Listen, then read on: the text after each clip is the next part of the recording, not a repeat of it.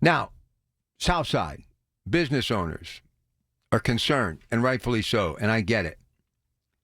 So what is happening on the South Side? Business owners getting together and trying to figure out what they need to do to get back into the business of being able to run a business and to do it safely and to be profitable. Yes, because that's what you want to do in business. But the only way you can sustain that profitability is by having people come to your establishment on Carson Street. Look, I have been in and around this city since the mid-'80s. And there have always been those highlights, those places that people go to, especially when you bring somebody in from out of town. Where do you take them? You take them to Carson Street. You take them to the Strip District, right? You take them to places that really have that vibe, the cultural district. Well, the South Side has everything, from the South Side slopes to that historic Carson Street and all of those shops, saloons, and eateries. Love it.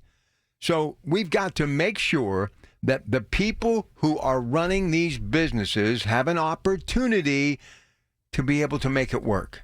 And I'm so happy that they're at least trying to figure it out by standing shoulder to shoulder, putting their thought process together on what they can do to make it work. Because all too many times in our country's history, from Main Street to your street to my street, many times when things go wrong, people just throw in the towel today and they give up.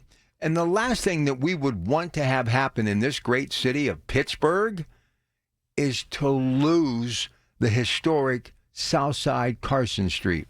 There were times on the weekends when I would get off the air that I just needed to feel Pittsburgh. I wanted to be close to it because of the conversation that we were having on the air.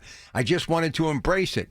And I can't tell you how many times in the 90s and the early part of this century, after a long Saturday or Sunday, somehow, some way, I would find myself at Carson Street, just sitting, looking, and taking it all in.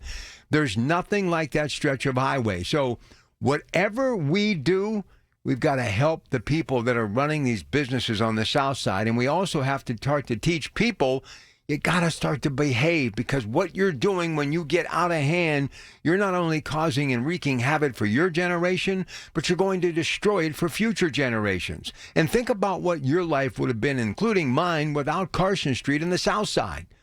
And you know what? Our police are doing everything they can in the city of Pittsburgh to keep it safe.